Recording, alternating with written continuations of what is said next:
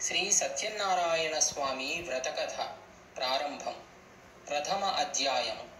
పూర్వము ఒకరోజు నైమిసారణ్యములో సౌనకాది మునులు కూర్చొని పురాణాలను గురించి చర్చించుకుంటున్న సమయములో సౌనకాది మహామునులు సూత మహర్షిని ఇలా అడిగారు: ఓ పౌరాణిక బ్రహ్మ, మానవులు ఏ వ్రతము చేస్తే కోరిన కోరికలు ఫలించి ఇహపరలోక సిద్ధిని పొందుతారో, ఏ తపస్సు చేస్తే లబ్ధి పొందుతారో మాకు వివరముగా తెలియచేయండి అని వేడుకోగా, వారి మాటలు విన్నటువంటి సూత మహర్షి, ఓ మునిశ్రేష్ఠులారా, పూర్వము ఒకప్పుడు దేవర్షి అయిన నారదుడు శ్రీ మహావిష్ణువును మీరు నన్ను అడిగినట్లుగానే అడుగగా, శ్రీ మహావిష్ణువు స్వయముగా నారద మహర్షికి చెప్పిన దానిని మీకు చెబుతాను, శ్రద్ధగా వినండి అని చెప్పసాగారు. పూర్వము కలహప్రియుడు లోకసంచారి అయినటువంటి నారదుడు సర్వలోకాలను తిరుగుతూ సర్వలోకాల అనుగ్రహం పొందడానికి భూలోకానికి వచ్చారు. భూలోకములో పూర్వజన్మ కర్మఫలము వలన పలు జన్మలు ఎత్తుతూ అనేక కష్టాలను అనుభవిస్తున్నటువంటి మానవులను చూసి జాలిపడి వీరి కష్టాలను కడతీర్చే ఉపాయం ఏది అని విచారిస్తూ విష్ణులోకము అయినటువంటి వైకుంఠము చేరుకున్నారు. దేవర్షి అయిన నారద మహర్షి శ్రీహరిని చూసి, ఓ జగద్రక్ష, భూలోకములో మానవులు నానా విధాలుగా కష్టాలు అనుభవిస్తున్నారు. వారికి అటువంటి కష్టాలు ఎలా తొలగిపోతాయి? అందుకు ఉపాయాన్ని అనుగ్రహించు ప్రభు అని అడుగగా, దానికి శ్రీహరి ఇలా సమాధానం చెప్పారు: నారదముని, నీవు లోకహితార్థమై చక్కని విషయము అడిగావు. అందుకు గల ఒక వ్రతము ఉన్నది. అది సత్యనారాయణ స్వామి వ్రతము. ఆ వ్రతాన్ని భక్తి శ్రద్ధలతో ఆచరించేవారు ఇహలోకములో సకల ఐశ్వర్యాలను పొంది అంత్యమున మోక్షాన్ని పొందుతారు అని తెలపడం జరిగినది. అప్పుడు సౌనకాది మహామునులు సూత మహామునితో, స్వామి, ఆ వ్రతం ఆచరించే విధానం ఏమిటి? ఆచరించడము వలన ఎటువంటి ఫలితము కలుగుతుంది? దాన్ని ఇంతకు ముందు ఎవరైనా ఆచరించారా? అంతా వివరముగా తెలియచేయండి అని ప్రార్థించగా, అప్పుడు సూత మహాముని ఇలా చెప్పసాగారు: శ్రీహరి నారదమునీంద్రుడితో చెప్పిన వ్రత విధానము మీకు చెబుతాను, శ్రద్ధగా వినండి అని ఈ విధముగా చెప్పసాగారు. సత్యనారాయణ వ్రతము సకల దుఃఖ నివారణను చేయడమే కాకుండా అష్టైశ్వర్యాలను, సంతానాన్ని పొందుతారు. అన్నింటా విజయము కలుగుతుంది. ఈ వ్రతాన్ని వైశాఖ మాసములో కానీ, మాఘమాసములో కానీ, కార్తీక మాసములో కానీ, ఏకాదశి, పూర్ణిమ మొదలైన శుభతిథులలో కానీ, రవి సంక్రమణ రోజు కానీ ఆచరించాలి. కష్టాలు సంభవించినప్పుడు దారిద్ర్యముతో బాధపడుతున్న వారు ఈ వ్రతము చేయటం మంచిది. ఈ వ్రతాన్ని శక్తి కలవారు ప్రతి నెల ఆచరించవచ్చును, లేదా సంవత్సరానికి ఒకసారి చేయవచ్చును. సత్యనారాయణ స్వామి వ్రతాన్ని ఆచరించే రోజున సూర్యోదయానికి పూర్వమే నిద్రలేచి కాలకృత్యాలను తీర్చుకొని స్నానాధికాలు పూర్తి అయిన తరువాత భక్తి శ్రద్ధలతో నిశ్చలమైన మనస్సుతో, దేవాదిదేవ శ్రీ సత్యనారాయణ స్వామి, నీ అనుగ్రహం పొందడానికి భక్తి శ్రద్ధలతో ఈ వ్రతాన్ని ఆచరిస్తున్నాను అని మనస్సులో ధ్యానము చేసుకొని నమస్కరించుకోవాలి. ఈ విధముగా సంకల్పము చెప్పుకున్న తరువాత మధ్యాహ్న సమయములో కూడా కర్మానుష్ఠానాలు నెరవేర్చి సాయంకాలం మళ్ళీ స్నానము చేసి రాత్రి ప్రారంభ కాలంలో ఈ వ్రతాన్ని ఆచరించాలి. పూజాస్థలములో గోమయముతో అలికి వరిపిండి మొదలైన 5 రంగుల చూర్ణముతో ముగ్గులు పెట్టి దానిపై తెల్లని నూతన వస్త్రాన్ని పరిచి దానిపై బియ్యము పోసి దానిపై కలశం పెట్టుకోవాలి. ఆ కలశము వెండితో గాని, రాగితో గాని, ఇత్తడితో గాని, మట్టితో గాని చేసుకోవాలి. తరువాత ఆసనముపై మళ్ళీ ఒక నూతన వస్త్రాన్ని పరిచి దానిపై సత్యనారాయణ స్వామి పటాన్ని కాని, విగ్రహాన్ని కాని ప్రతిష్ఠించుకోవాలి. విగ్రహాన్ని ఒక కర్షము బంగారముతో కాని, అర్ధకర్షము బంగారంతో గాని, లేదా పావు కర్షము బంగారంతో అయినా చేయించి పంచము ఋతుములతో అభిషేకించి మంటపములో ఉంచాలి. ముందు విఘ్నేశ్వర పూజ చేయాలి. తరువాత లక్ష్మీదేవిని, విష్ణుమూర్తిని, పరమేశ్వరుని, పార్వతీదేవిని, సూర్యుడు మొదలైన నవగ్రహాలను, ఇంద్రాది అష్టదిక్పాలకులను, ఆదిదేవత ప్రత్యధి దేవతాయుతముగా పూజించాలి. విఘ్నేశ్వరుడు మొదలైన 5 దేవతలను కలశానికి ఉత్తరములో మంత్రముతో ఉత్తర సమాప్తిగా ప్రతిష్ఠించి పూజించాలి. తరువాత అష్టదిక్పాలకులను తూర్పు మొదలైన 8 దిక్కులలో ప్రతిష్ఠించుకొని పూజించాలి. తరువాత సత్యనారాయణ స్వామి కలశము మీద పూజించాలి. 4 వర్ణముల వారు, స్త్రీలు, పురుషులు కూడా ఈ వ్రతము ఆచరించాలి. బ్రాహ్మణులు పౌరాణికంగాను వైదికంగాను కూడా ఈ వ్రతాన్ని ఆచరించాలి. బ్రాహ్మణులు కానివారు పౌరాణికంగానే ఈ వ్రతము ఆచరించాలి. చివరికి సాయంకాలం ఈ వ్రతాన్ని ఆచరించవచ్చు. వ్రతము చేసేవారు బ్రాహ్మణులను, బంధువులను పిలుచుకువచ్చి చేసుకుంటే చాలా మంచిది. అరటి పండ్లు, ఆవు పాలు, గోధుమ రవ్వ, అది లేకపోతే బియ్యము నూక, చక్కెర లేదా బెల్లము ఇవన్నీ సమానముగా కలుపుకొని ప్రసాదము తయారు చేసి స్వామివారికి నివేదన చెయ్యాలి. ఈ విధముగా నైవేద్యము నివేదించిన తరువాత బ్రాహ్మణులకు యథాశక్తి దక్షిణలు ఇచ్చి కథ శ్రద్ధగా విని బంధుమిత్రులతోనూ బ్రాహ్మణులతోనూ కలిసి భోజనము చెయ్యాలి. సత్యనారాయణ స్వామికి ప్రీతిగా నృత్యగీతాలను జరిపించాలి. ఇది భూలోకములో కలియుగంలో ఇష్టకామితార్థాలను సిద్ధించుకోవడానికి అత్యంత సులభమైన మార్గము. శ్రీ సత్యనారాయణ స్వామి వ్రతకథ 2వ అధ్యాయము. ఓ మునిశ్రేష్ఠులారా, పూర్వము ఈ వ్రతము ఆచరించిన వారి కథ చెబుతాను వినండి అని చెప్పడం ప్రారంభించాడు సూత మహర్షి. పూర్వము కాశీనగరములో ఒక బ్రాహ్మణుడు ఉండేవాడు. అతను అత్యంత దరిద్రుడు కావడముతో అన్నవస్త్రాలు లేక ఆకలితో బాధపడుతూ ప్రతి ఇల్లు తిరుగుతూ ఉండేవాడు. భగవంతుడు బ్రాహ్మణ ప్రియుడు కాబట్టి ఆ బ్రాహ్మణుడు దుర్భరమైన కష్టాలను అనుభవించడము చూసి తాను ఒక వృద్ధ బ్రాహ్మణ రూపంలో ఆ పేద బ్రాహ్మణుడి ఎదురుగా నిలబడి, ఓ బ్రాహ్మణ, నీవు వేద పండితుడవై ఉండి కూడా ఇలా దరిద్రాన్ని అనుభవిస్తున్నావు ఎందుకు అని అడిగాడు. అంతా ఆ బ్రాహ్మణుడు, ప్రభు, నేను అత్యంత దరిద్రుడను, భిక్షాటన చేసి జీవిస్తున్నాను, చాలా కష్టాలను అనుభవిస్తున్నాను అని బదులు చెప్పాడు. శ్రీహరి అప్పుడు, బ్రాహ్మణుడా, శ్రీ సత్యనారాయణ స్వామి శ్రీహరి అవతారము. ఆ సత్యదేవుడిని సేవించినట్లయితే నీ కష్టాలు అన్నీ తొలగిపోతాయి. కాబట్టి నీవు ఆ సత్యనారాయణ స్వామి వ్రతాన్ని ఆచరించు అని చెప్పి వ్రత విధానాన్ని చెప్పి వృద్ధ బ్రాహ్మణుడు అక్కడే అంతర్ధానమైపోయాడు. వెంటనే ఆ దరిద్ర బ్రాహ్మణుడు సత్యనారాయణ స్వామి వ్రతము రేపు చేస్తాను అని మనసులో సంకల్పించుకొని ఆ రోజు రాత్రి ఉత్సాహంతో నిద్రపట్టక చెరువులో గడిపి మరుసటి రోజు ప్రాతకాలములో లేచి నిత్యకృత్యాలను నెరవేర్చుకొని ఆ రోజు తప్పకుండా వ్రతము ఆచరించాలి అని మనస్సులో దృఢంగా నిశ్చయించుకొని భిక్షాటనకు బయలుదేరాడు. ఆ రోజున బ్రాహ్మణుడికి ఏ రోజు రానంత ద్రవ్యము వచ్చింది. అతను తన బంధువులను పిలిచి భక్తి శ్రద్ధలతో శ్రీ సత్యనారాయణ స్వామి వ్రతము ఆచరించాడు. వ్రత ప్రభావం వలన ఆ బ్రాహ్మణుడు ప్రతి మాసములో కూడా విడువకుండా సత్యనారాయణ స్వామి వ్రతాన్ని భక్తి శ్రద్ధలతో చేస్తూ ఉన్నాడు. ఆ విధముగా చేయడం వలన ఆ బ్రాహ్మణుడు అష్టైశ్వర్యాలను పొందడమే కాకుండా సకల పాపాల నుండి విముక్తుడై అంత్యములో మోక్షాన్ని పొందాడు. ఈ వ్రతము ఆచరించిన వారు సకల దుఃఖాల నుండి విముక్తి పొంది సుఖ సంతోషాలతో జీవిస్తారు. ఓ మునులారా, ఈ విధముగా శ్రీహరి నారదుడికి చెప్పిన ఈ వ్రతము ఇప్పుడు మీకు తెలిపాను అని చెప్పాడు. ఆ బ్రాహ్మణుని అనుసరించి ఎవరు ఈ వ్రతము చేశారో సవివరముగా తెలుపండి అని మునులు కోరగా సూత మహర్షి ఈ విధముగా చెప్పడం మొదలుపెట్టారు. పూర్వకాలములో ఒక బ్రాహ్మణుడు ఈ వ్రతము ఆచరిస్తూ ఉండేవాడు. భక్తి శ్రద్ధలతో బంధువులు సర్వజనులు వచ్చి ఆనందంతో వ్రతకథను వింటూ ఉండేవారు. ఆ సమయములో ఒక కట్టెలు అమ్ముకునేవాడు అమితమైన ఆకలి దప్పులతో ఉన్నా కూడా బ్రాహ్మణుడు చేస్తున్నది అంతా చూసి, ఓ మహాత్మా, మీరు చేస్తున్న వ్రతం ఏమిటి?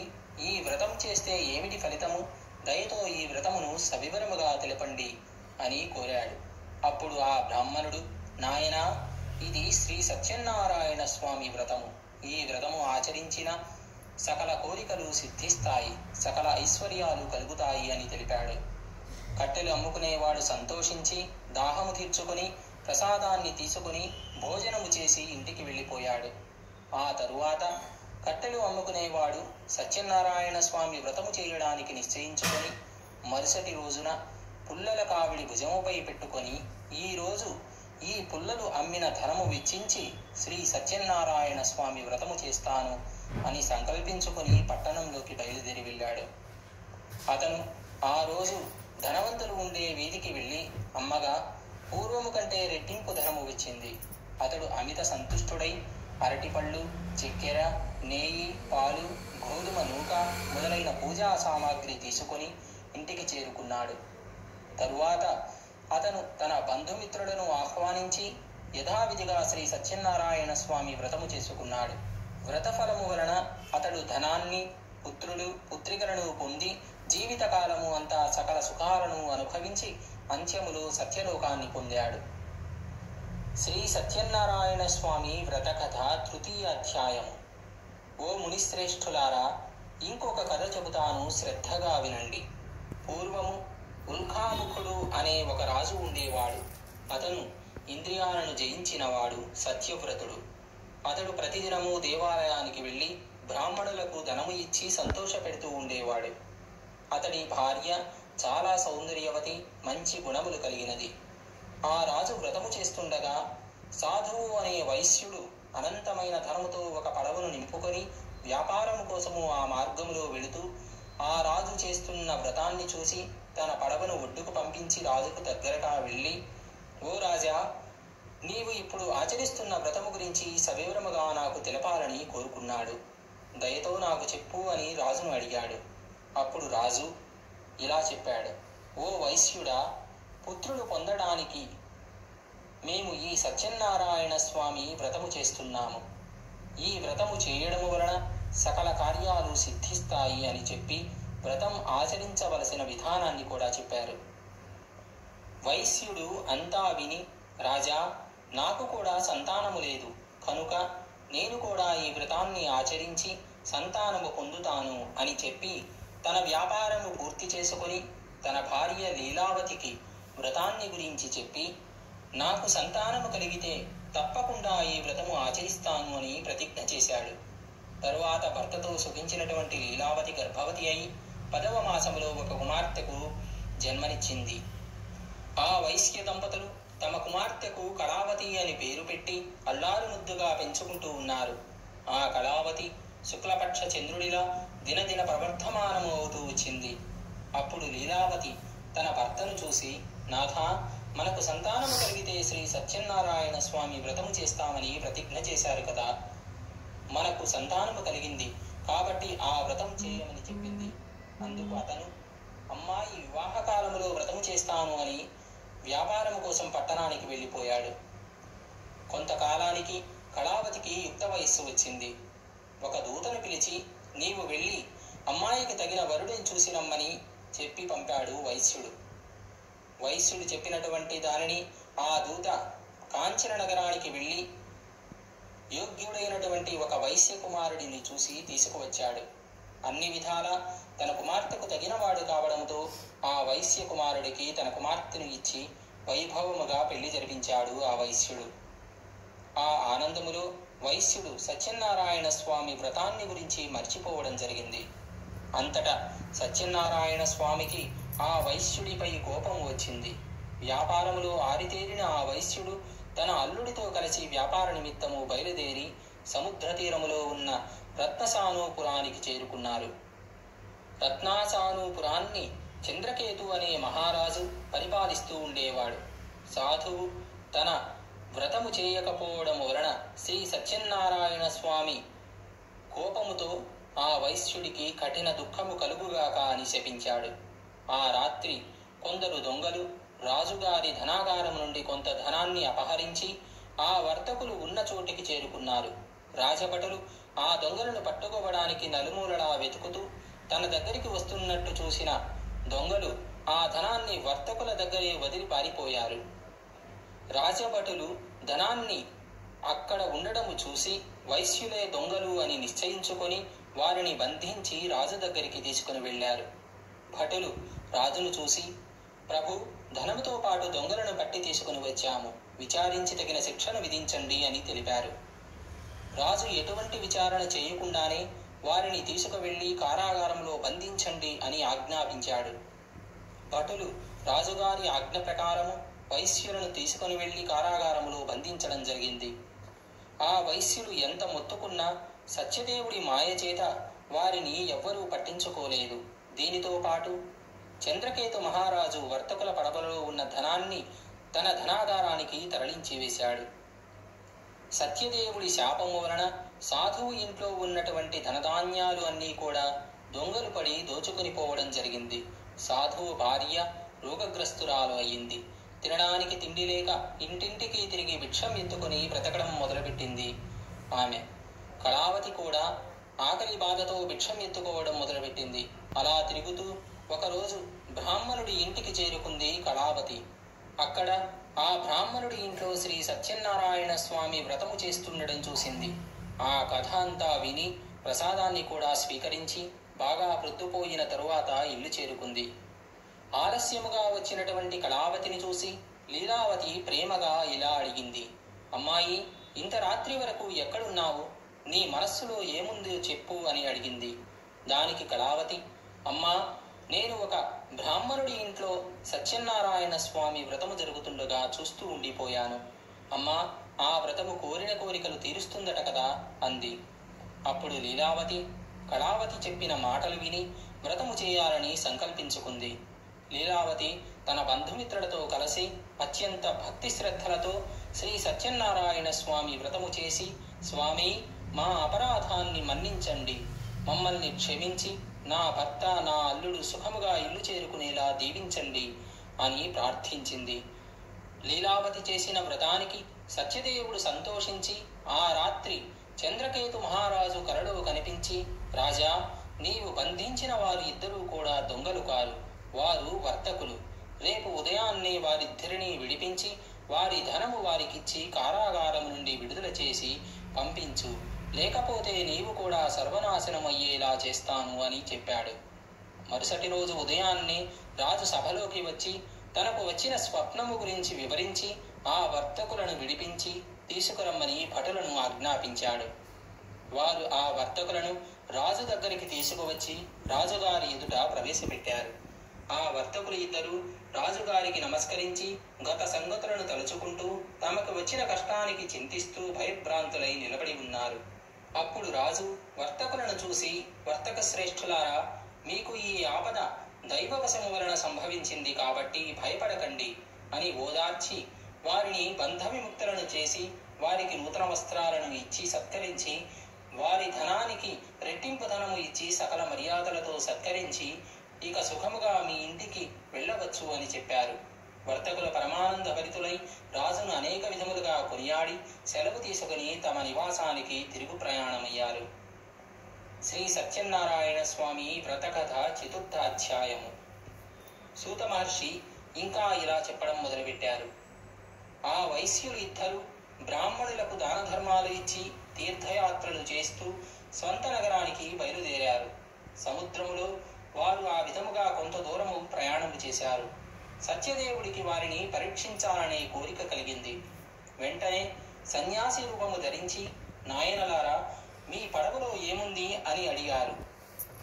ధనవంతులైన ఆ వైశ్యులు సన్యాసిని చూసి పరిహసిస్తూ, మా పడవలో ఏమున్నదో నీకెందుకు? మా ధనాన్ని అపహరించాలని చూస్తున్నావా?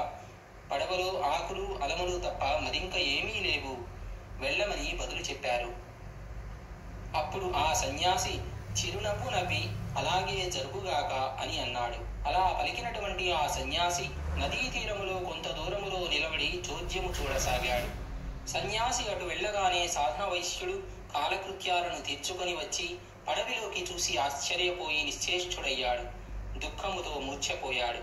తెలివి వచ్చిన తరువాత తమ ధనధాన్యరాశులన్నీ ఏమైపోయాయి అని ఏడవడం మొదలుపెట్టాడు.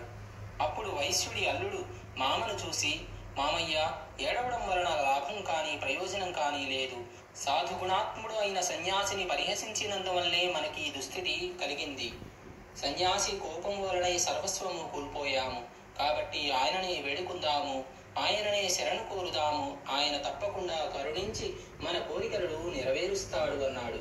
అల్లుడి మాటలు విన్నటువంటి సాధువు పరుగు పరుగున ఆ సన్యాసి దగ్గరకు వెళ్ళి నమస్కరించి, స్వామి, అజ్ఞానుడనై మిమ్మల్ని పరిహసించాను.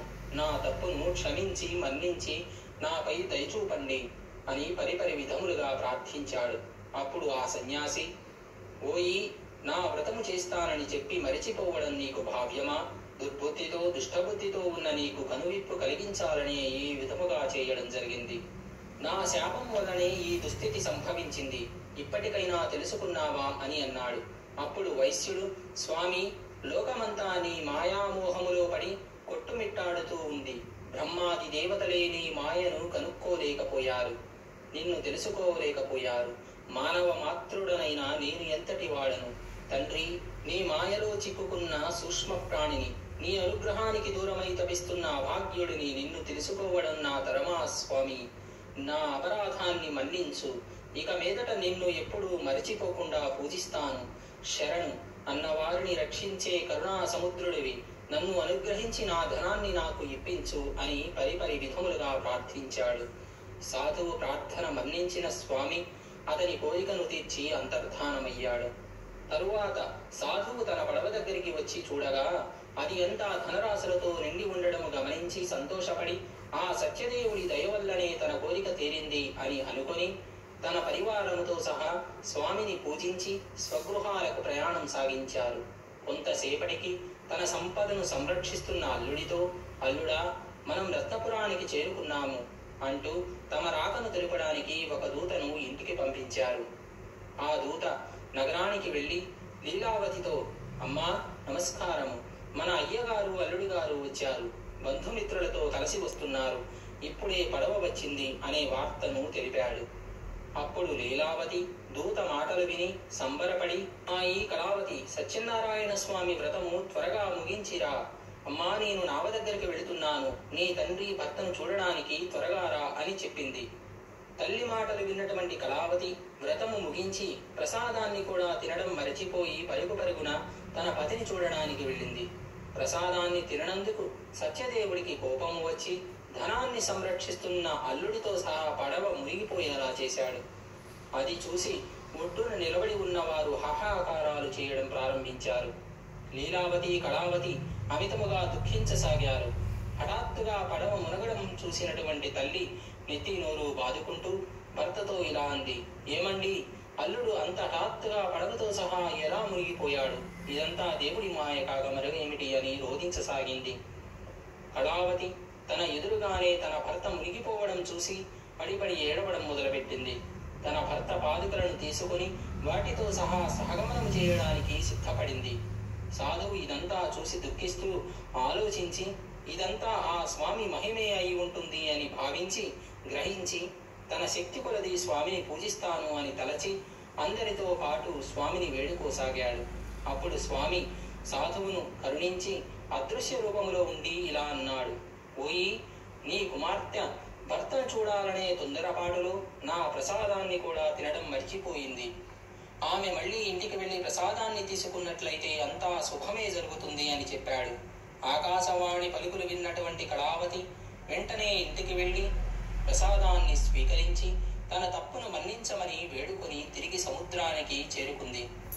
ఆశ్చర్యముగా తన భర్త నావతో సహా నీటిపై తేలడం చూసి సంతోషపడింది. అందరూ ఆనందించారు. అప్పుడు కళావతి తండ్రితో, తండ్రి, ఇక ఆలస్యం ఎందుకు, ఇంటికి వెళదాను రండి అని పలికింది. అప్పుడు సాధువు అక్కడే అందరితో కలిసి శ్రీ సత్యనారాయణ స్వామి వ్రతము చేసుకుని ఇంటికి వెళ్ళాడు. ఆ తరువాత ఆ వైశ్యుడు తన జీవితకాలంలో అంతా కూడా ప్రతి పౌర్ణిమ తిథిలో రవి సంక్రమణ సమయములో శ్రీ సత్యనారాయణ స్వామి వ్రతము చేస్తూ సర్వ సుఖాలను పొంది అంత్యములో అమరలోకము చేరుకున్నాడు. శ్రీ సత్యనారాయణ స్వామి వ్రతకథ పంచమ అధ్యాయము. సూత మహర్షి ఇంకా ఇలా చెబుతున్నాడు, ఓ మునిశ్రేష్ఠులారా, మీకు మరొక కథను చెబుతాను, శ్రద్ధగా వినండి. పూర్వము తుంగధ్వజుడు అనే రాజు అత్యంత ధర్మపరాయణుడై ప్రజలను కన్నబిడ్డలుగా చూసుకుంటూ రాజ్యపాలన చేస్తూ ఉండేవాడు. ఆ మహారాజు ఒకరోజు వేటకు అడవికి వెళ్ళి తిరిగి వచ్చే మార్గమధ్యములో విశ్రాంతి తీసుకుంటూ ఉండగా ఒక మారేడు చెట్టు కింద కొంతమంది గొల్లలు తమ బంధుమిత్రులతో కలిసి వ్రతము చేసుకుంటుండగా చూసి స్వామికి నమస్కారమైనా చేయకుండా నిర్లక్ష్యము చేశాడు. వ్రతము పూర్తయిన తరువాత గోపాలురు ప్రసాదాన్ని రాజుగారిని స్వీకరించమని అడిగారు. గోపాలురు అందరూ ప్రసాదాన్ని తిన్నారు. కానీ రాజుకి అహంకారము అడ్డు వచ్చి ఎవరు ఏది పెడితే అది నేను తింటానా ఏమిటి అని అనుకొని ప్రసాదాన్ని అక్కడే వదిలిపెట్టి రాజ్యానికి వెళ్ళిపోయాడు. అప్పుడు స్వామివారికి రాజుపై కోపము వచ్చి ఆగ్రహించాడు. దాని ఫలితముగా రాజుగారి 100 మంది కుమారులు చనిపోయారు. సర్వ సంపదలు కోల్పోయి సర్వనాశనమైపోయి క్రమముగా దారిద్ర్యము సంభవించి అష్టకష్టాల పాలయ్యాడు రాజు. ఇదంతా చూసినటువంటి రాజు ఆలోచించి ఇలా అనుకున్నాడు, ఆహా, ఆ రోజు గొల్లలు ఇచ్చిన స్వామివారి ప్రసాదాన్ని నేను తినటమేమిటని తిరస్కరించినందుకే స్వామి నాపై ఆగ్రహము చెంది నాకు ఇటువంటి శాస్తి చేశాడు అని అనుకొని వెంటనే గొల్లలు ఉన్న చోటికి వెళ్ళి నియమనిష్టలతో భక్తి శ్రద్ధలతో సత్యదేవుడి వ్రతము ఆచరించాడు. అప్పుడు స్వామి దయతలచి మళ్ళీ ధనధాన్యాలు మొదలైన సంపదలను 100 మంది పుత్రులను రాజ్యసుఖాలను ఇచ్చి అనుగ్రహించాడు. రాజు సర్వసుఖాలను అనుభవిస్తూ క్రమము తప్పకుండా స్వామివారి వ్రతాన్ని చేస్తూ అంత్యకాలంలో సత్యలోకానికి చేరుకున్నాడు. ఎంతో మహోన్నతమైన ఈ సత్యనారాయణ స్వామి వ్రతాన్ని భక్తి శ్రద్ధలతో చేసినవారు, వ్రతము చూసినవారు, కథలను విన్నవారు శ్రీ సత్యనారాయణ స్వామి అనుగ్రహానికి పాత్రులు అవుతారు. ఆయన కృపతో ధనధాన్య సంపదలను పుత్రపౌత్రాది సంతానము పొందుతారు. ఇహ పరలోకాలలో సర్వసౌఖ్యాలను అనుభవిస్తూ మోక్షము పొందుతారు. ఈ వ్రతాన్ని భక్తి శ్రద్ధలతో చేసినట్లయితే దరిద్రులు ధనవంతులవుతారు, బంధ విముక్తి పొందుతారు, భయాలు తొలగిపోతాయి. అలాంటి భక్తులు నిశ్చయముగా సకలాభీష్ట సిద్ధిని పొంది అంత్యములో సత్యలోకానికి చేరుకుంటారు. కాబట్టి ఓ మునులారా, మానవులను సర్వదుఖాల నుండి విముక్తి చేసేటువంటి మహిమగల శ్రీ సత్యనారాయణ స్వామి వ్రత విధానము, దాని ఫలితాలను ఆచరించి ముక్తి పొందిన వారి కథలను మీకు తెలిపాను. విశేషించి కలియుగములో శ్రీ సత్యనారాయణ స్వామి వ్రతాన్ని మించినది లేదు.